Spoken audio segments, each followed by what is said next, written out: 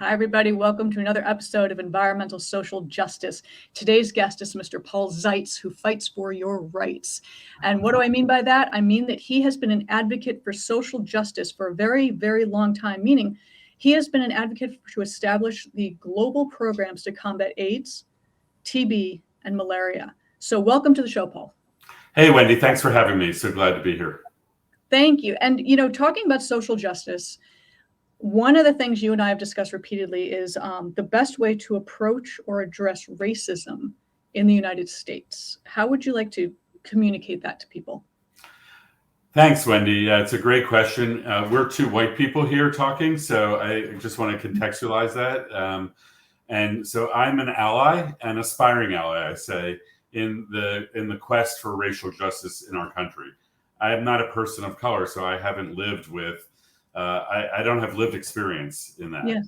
I do have a African son that we adopted who's an African American now, and I have biracial grandchildren. So I do have some lived experience in that sense, but not at a personal level. And I think everyone in America knows that we have a racial divide in our country, and it is kind of polarizing our politics and polarizing our country right now. I think it's kind of vivid. And I have been working to build a movement with a broad number of stakeholders to bring forward what we're advocating for is a truth commission, a process, a political process where the facts would be provided about how race and racial hierarchy is playing out historically and right now in our time. And the fundamental goal of a truth commission is to dismantle the lie of that there's a hierarchy of human value based on skin color, because actually we're all equal and we all have the same potential. And there was a lie that was established by white colonialists and that got entrenched around the world. And it came out of a manifest destiny, a Christian right to take over lands and to domesticate the natives.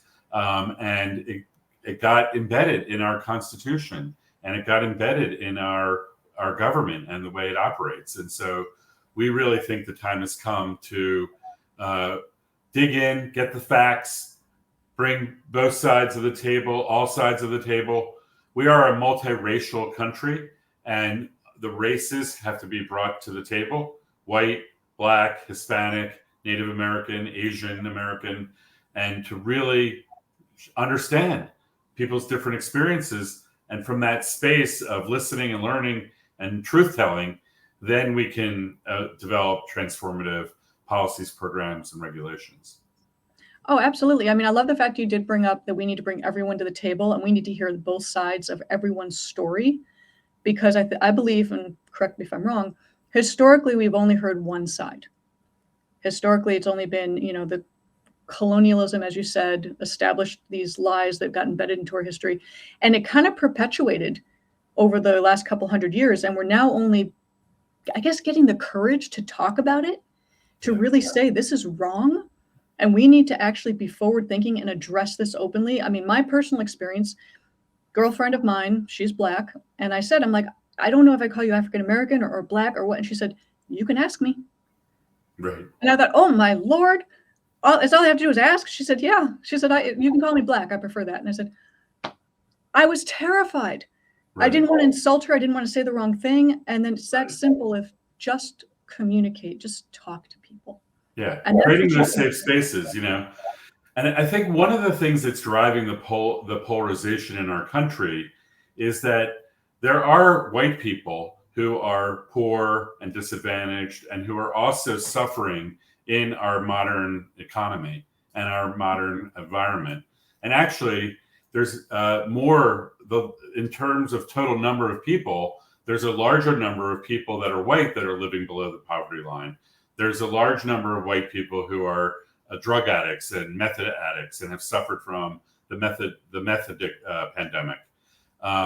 There are a lot of white people that have been disadvantaged and didn't have access to COVID medicines or vaccines, and who also have been suffering from the COVID pandemic. So the challenge is to say that's true, and we want to make sure that all those needs are met, and there is a specific disadvantage that people of color are experiencing in all aspects of our political, social, and economic life, and that we all have to take that on. And for political reasons, people don't want lower income white people to align with lower income people of color. That there is an intentional political strategy to keep them divided, and by the political parties, or by the way the political party system is operating. Oh, why is that? Would you mind explaining that? That's a new one to me. Yeah, Heather McGhee, in her book recently published called The Sum of Us, it's an important book. It lays out the history of the economic realities of, that the total number of people living under poverty, the majority of them are actually white people. But in terms of the African American and Hispanic populations, it's a larger percentage of those total populations. So they're disproportionately affected, even though the total numbers of those folks that are living under the poverty line is actually less than the total number of white people. So Got it. And this is like part of like how unions developed in the original labor movement. It was when people who were realizing that it didn't matter what skin color they were, that they were being disadvantaged by the corporate control of their wages and their economic futures, that they joined forces, and then they were able to fight for their rights. And so there is an intentional political strategy by the political parties to, at least the Republican political party, to try to separate out. If disenfranchised white people aligned with people of color, then everything would change, and that's the goal of the movements that I'm involved in that are aiming for social and economic, social and environmental justice, or environmental social justice. That's going, on the bottom here. So like that is what we need. We need to like realize that we can embrace our common humanity and work together to lift all boats. And that's what the theory of the Sum of Us is all about. So sort of divide and conquer, basically. Dividing us. Unifying. That's what the but the political parties trying to divide people up so they can control. Exactly. Yeah, that is, I absolutely believe that. I've witnessed it in the workplace. So I believe that is a valuable strategy that people are using to tear people down. And I don't believe in that. What would you recommend for people to address this? How to get involved and fix this very broken system? Yeah, so I think what we have over 300 organizations. We have faith organizations, we have civic organizations, we have academic institutions that are taking on the work of truth, racial healing, and transformation. There's 55 college campuses that have TRHT centers. There are faith-based organizations across the country that are partnering with community leaders and establishing processes, political processes, where you get to dig in and reveal the truth and cross the racial divide, bring people together, and come up with solutions. This is happening in Charlotte, North Carolina. This is happening in California. This is happening in all parts of the country. There's around 40 local initiatives that have started up in the last 2 years. So there is an appetite for joining forces and really kind of figuring out locally, what can be done. And then at the state level, we have a Maryland State Commission on Anti-Lynching, Truth and Reconciliation. So it's a state-approved commission that is studying all the racial terror lynchings that ever occurred in Maryland and digging in on the history and bringing communities together and airing the facts and, kind of recognizing that there's still a legacy of impact from those events that happened even 100 or more years ago. California has a statewide reparations commission, and the city of Los Angeles is also studying reparations. So, there's a lot of stuff happening locally. And then, of course, globally, I'm sorry, nationally, we want to do advocacy with our members of Congress to get them on board with implementing a truth commission. And of course, President Biden could do it with an executive order. And so we are advocating for him to assert leadership and to get the ball rolling. He talked about healing the soul of America. And our view is that radical truth telling is the medicine that is needed to heal the soul of America. Oh, absolutely. There have been a lot of injustices. And when you brought up California, Los Angeles specifically, if you know the story of Bruce's Beach in Manhattan Beach. I've heard a little bit about that, yeah. Yeah, it was a resort in, I believe, early 1900s, owned by a Black family. And they were forced out by essentially KKK. And they had to, basically they lost their property, lost everything. So that property has always been a park, been vacant land. It was given back to the legacy of the family. And they immediately sold it. And people say, oh, yeah, of course, they just sold it. And their response was, no, we have experienced such racism in that particular town. We do not want to live there. Right. And that was 2022. Right. Still happening. And with all of this technology and knowledge and communications, we have the world at our fingertips, that we still have these archaic thought processes. And, that's where you come in, obviously, as the advocate for fixing it and getting people together and, working with Congress and the White House. It's overwhelming for some people. It is. And I think it's a step-by-step thing. It's like I'm operating at this level at the U.S. national level. And I'm inspired by what I'm learning from the League of Women Voters in North Carolina, a local group in Tucson, Arizona, in Florida. I'm in touch with them. We're communicating. We're supporting each other. They're creating local initiatives. They're creating an event at their church. They're creating a process where they're bringing the community together.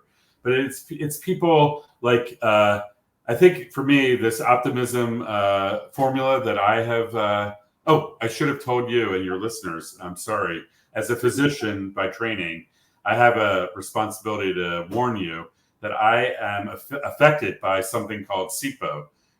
It's a syndrome that I'm affected by called SIPO, self-imposed persistent optimism, SIPO, SIPO. And it is highly contagious, and there is no known vaccine and no cure. So if you or your listeners are exposed to it, you might be optimistic from now on. And we need that. And with optimism, then I am more able, when I can generate myself as optimistic, and then I'm more able to generate myself and make commitments. Okay. So I make a commitment. I'm committed to embracing our common humanity. Okay. I am committed to that. So then every day I get to ask the question, how can I serve? That's my commitment. How can I live into that commitment? What can I do today in my family, in my religious organization, in my community, in my work? So it's like everyone doesn't have to take on the national government. You're all welcome to. We want you to advocate to the federal level, but it doesn't have to be that level. So I think optimism works at every level. Oh, absolutely. My tagline, no shaming, no blaming, every little bit helps. This right here is every little bit will help. Exactly. Small change has great effect. Right. And, just coming together. Now, one of the things hearing both sides of the story, bringing people together, how can people find you and what you're actively working on? Maybe they want to help you or volunteer or work with you. How can they look you up? Yeah, so I have my website is drpaulzeitz.org, and I list all the movements that I'm active on are listed there. So I'm working on 3 main movements right now, and there's information about other movements for other topics that people might be interested in. And also, you can contact me, and I'm happy to be in touch with people to help them, find their path, if you will, in environmental and social justice. Absolutely. I'm so glad you said finding your path, because, again, this is overwhelming for some people, or maybe they were raised in a certain household that did not embrace diversity. Yeah. Hard to believe, but yeah, that's pretty common. So they may not know those steps to take. They may not know how to even approach it. Right. They may feel in their heart that it's wrong, but they don't know how to change. So this organization that you're doing, phenomenal first steps in leadership. to get people on the right path. Do you have anything you want to share in closing, just that whole optimism thing that you promote, that it's going to be okay? Maybe it'll be okay. Yeah, I mean, I published a memoir called Waging Justice, which is like a retrospective back, what the whole journey kind of thing. And I also published a pamphlet called Waging Optimism, which is available on Amazon. It's a very short, synthesis of, these principles, these practices of generating myself as optimistic and making commitments and dealing with naysayers, and how do you overcome, how do you respond to people that say, no, you can't do that, or no, it's not possible. And then also the critical opportunity that we have of building movements, because I'm only one person, and it's like the only way that we can bring the change that we want to see in the world forward is by working together, building movements. And movements are verbs. They're dynamic. They're action oriented. They're evolving all the time. And so it's exciting to be part of social movements, and fighting for social and environmental justice can be fun too. It's hard work, but it's also really fun. Yeah, I've actually met some wonderful people through this, not only this webcast, but working in sustainability and social justice. Right. Everyone's so positive and focused on the betterment of society, right, which is something I think we lost focus of not too long ago. So I'm glad to see that, people like you are out there doing this, fixing things. But yeah, folks, join the movement, get involved, start doing what you can, because we are all in this together, regardless of state lines, nationality lines, country lines. We're not going to survive this unless we work together. It's the only way. So on that, Dr. Paul, I thank you so much for your time. Thank you, Wendy. You are doing amazing things. Keep at it. And, please come back if you have any updates to share or new developments that you want to talk to us about. Definitely.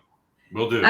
All righty. So thank you, guys. I'm Wendy Nystrom with Environmental Social Justice. You all have a nice day. Bye-bye.